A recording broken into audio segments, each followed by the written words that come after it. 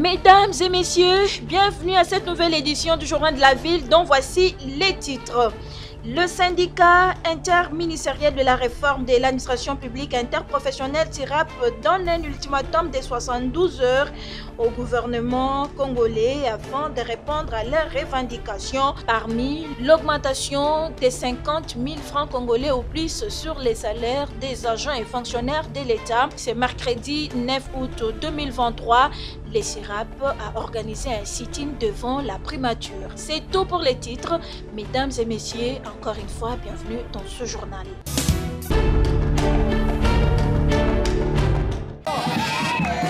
Comme annoncé à travers l'air communiqué, le sit-in du syndicat interministériel de la réforme de l'administration publique interprofessionnelle SIRAP a eu lieu ce mercredi 9 août 2023 devant la primature, réunissant les agents des carrières des services publics de l'État, des communes, des entreprises publiques et privées et les maraîchers de la ville-province de Kinshasa. Ce sit-in du SIRAP est parti de la place des évolués jusqu'à la primature où le rendez-vous était fixé pour exiger leurs droits avec à leur tête l'ingénieur Paul Yapaima Kengo. Chemin faisant, les agents et fonctionnaires de l'État scandaient les chants.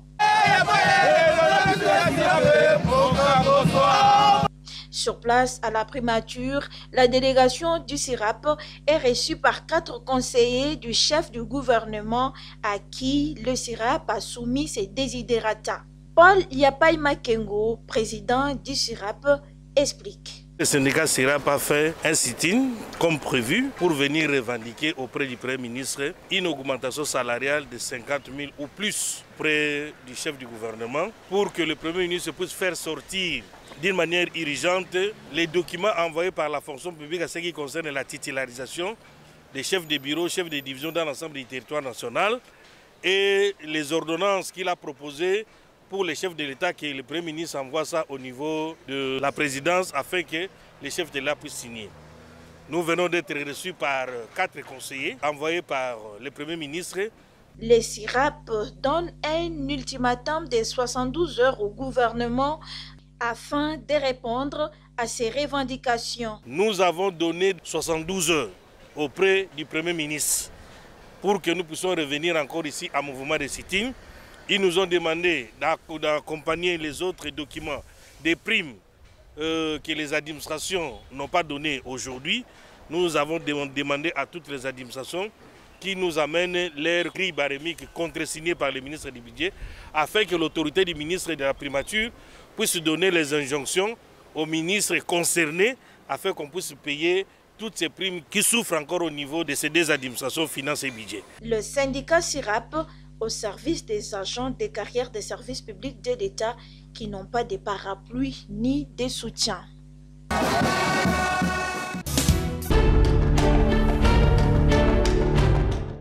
À la suite de l'incident fâcheux et condamnable observé le week-end dernier et dont la vidéo a circulé sur la toile montrant un groupe de jeunes s'en prendre physiquement, publiquement au ministre de la Jeunesse, plusieurs leaders des organisations et mouvements associatifs de jeunes montent au créneau et fustigent avec la dernière énergie ces actes jugés barbares. Nous, leaders des organisations et mouvements de jeunes affiliés au Conseil national de la jeunesse, déclarons ce qui suit. Les actes de barbarie commis le samedi 5 août 2023 au siège du Conseil national de la jeunesse contre la personne de l'autorité de tutelle sont inadmissibles. Le fait qu'ils jettent de l'opprobre sur toute la jeunesse congolaise, ces actes doivent être réprimandés par la justice car ils portent atteinte à l'autorité étatique.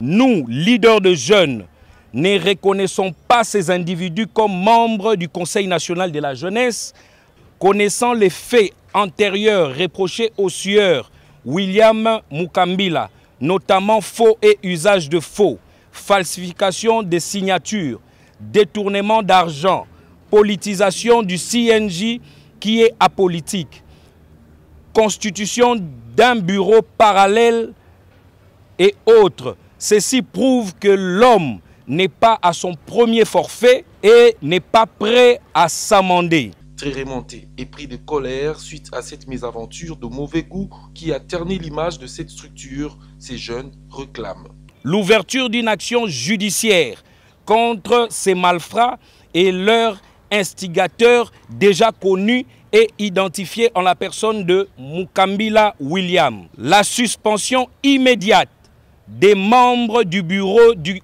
Conseil national de la jeunesse reconnus coupables par le fait de désavouer notre ministre de tutelle Yves Bunkoulou. En revanche, de leur côté, ayant compris l'erreur et la gravité de leur forfait, les jeunes membres du bureau du Conseil national de la jeunesse n'ont pas tardé de demander pardon et de présenter des excuses auprès de la tutelle, mais aussi de récuser l'instigateur et commanditeur de ces faits, le président national suspendu.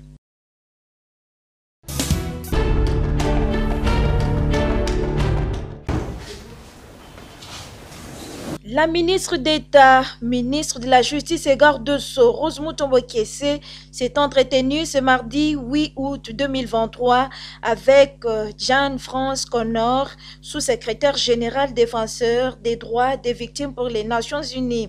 Elle travaillera avec les institutions gouvernementales, la société civile, les organisations nationales et de défense des droits de l'homme afin de créer des réseaux de soutien et de veiller à la pleine application des législations locales, notamment l'aide aux victimes. Je suis ici, j'ai un mandat spécifique qui consiste à défendre le droit des victimes d'exploitation sexuelle par le personnel des Nations Unies. Donc, mon rôle est de travailler avec le ministre de la Justice. Essentiellement de servir de champion pour les victimes. Et pourquoi je voulais voir son Excellence, la ministre d'État, c'est d'avoir une discussion avec elle et d'apporter une prise de conscience de mon mandat, ainsi que de demander son appui, son accompagnement au fur et à mesure que nous évoluons dans la recherche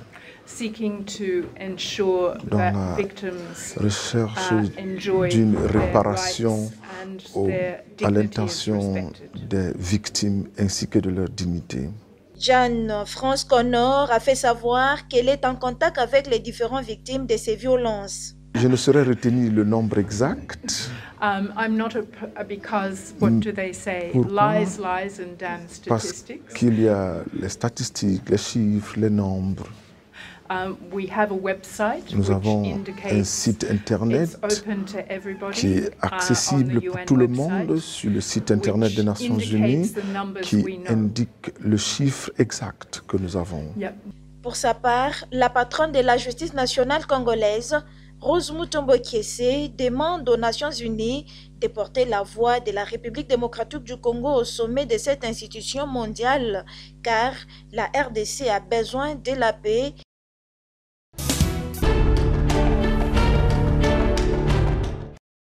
Dossier Bukanga Lonzo, la Cour constitutionnelle et les juges compétents pour juger l'ancien Premier ministre et les nouveaux. C'est l'ancien membre de cette cour, le professeur Luzolo Bambilesa, qui sort de son silence pour mettre fin à ces débats qui concernent le sénateur Matata Ponyo Mapan. J'ai pris le temps d'observer ce débat. En tant que scientifique et juriste, je note que tout au début, lors du premier arrêt, la Cour qui s'était déclarée incompétente, me semble-t-il, s'était plantée. Et tout est parti de là. Parce que je reste ferme pour le principe selon lequel la Cour constitutionnelle est le juge compétent pour juger le Premier ministre, l'ancien comme le nouveau. Je le dis parce que les juges, les membres de la Cour constitutionnelle, lors de leur premier arrêt, s'étaient comportés plus en constitutionnalistes qu'en pénalistes. Parce que cet arrêt avait méconnu un principe fondamental du droit pénal qui est celui de la cristallisation, qui se caractérise par le fait simple. Le juge au moment de fait est celui toujours compétent au moment de poursuite. Et ce principe ayant été méconnu par le premier juge de la Cour constitutionnelle, a soulevé justement toute cette polémique et tous ces allers-retours qui nous ont amenés à ce point. Luzolo Bambi insiste que l'ancien Premier ministre peut être poursuivi aujourd'hui par la Cour constitutionnelle pour effets commis au moment où il était encore Premier ministre. Je prends les deux arrêts de la Cour constitutionnelle, je les fonds en un seul, en rappelant le principe selon lequel le juge au moment de fait est celui qui est compétent au moment des poursuites. C'est-à-dire, l'ancien Premier ministre peut être poursuivi aujourd'hui par la Cour constitutionnelle pour les faits commis au moment où il était Premier ministre ou à l'occasion de l'exercice de ses fonctions de Premier ministre. Je reste sur ce principe de cristallisation qui est un principe fondamental de droit pénal et qui respecte l'autonomie du droit pénal. Et je pense que le juge constitutionnel a, comment dirais-je, décidé à examiner, s'est prononcé sur une matière pénale. Et je pense qu'en cette manière, les principes du droit pénal, dont celui de la cristallisation, devait et doit toujours être respectés.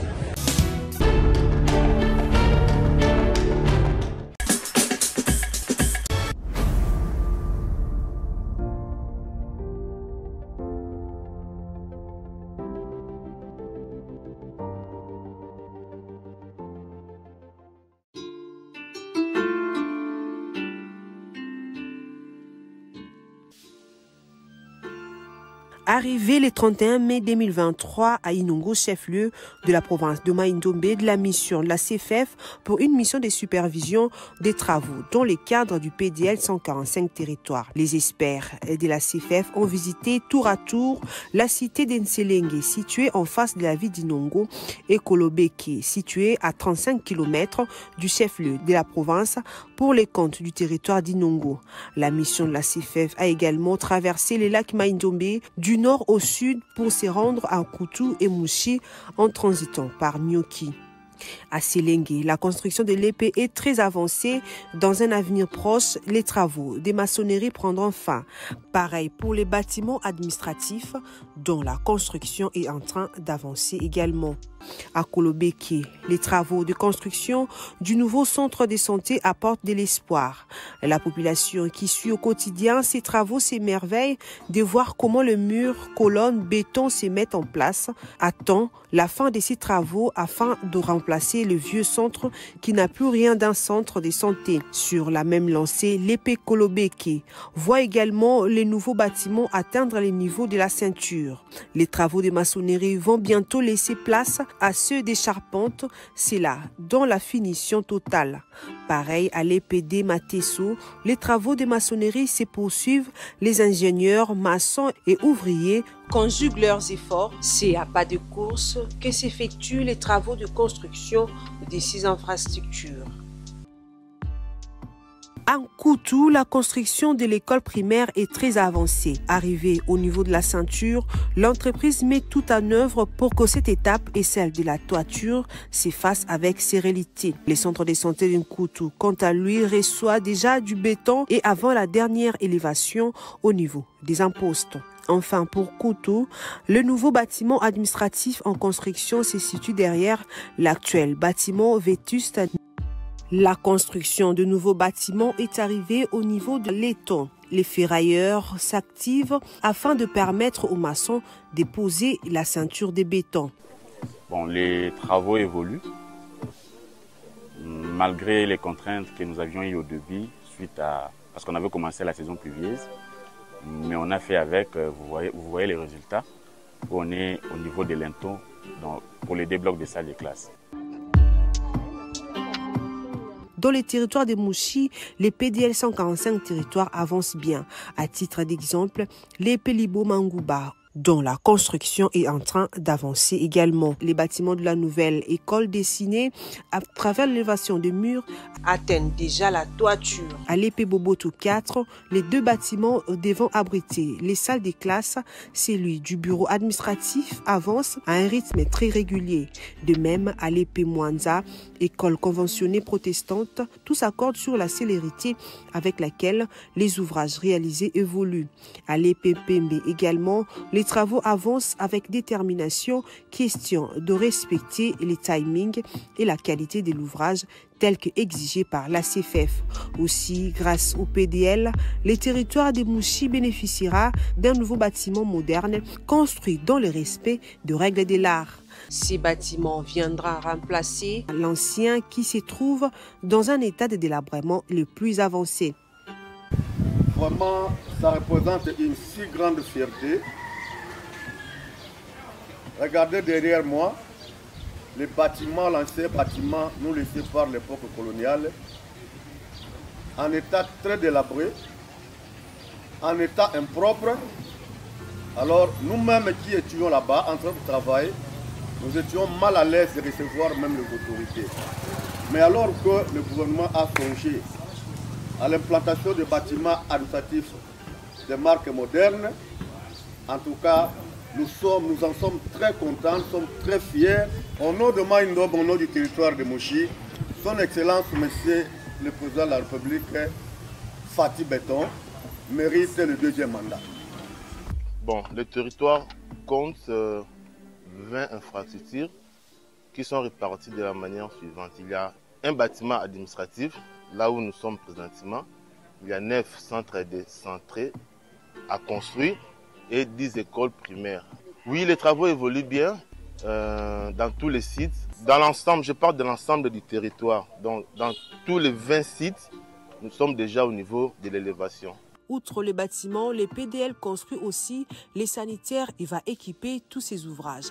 Il faut noter en outre que le PDL réalise 123 ouvrages dans le Maïndombe, répartis comme suit 72 écoles primaires, 43 centres de santé et 8 bâtiments administratifs.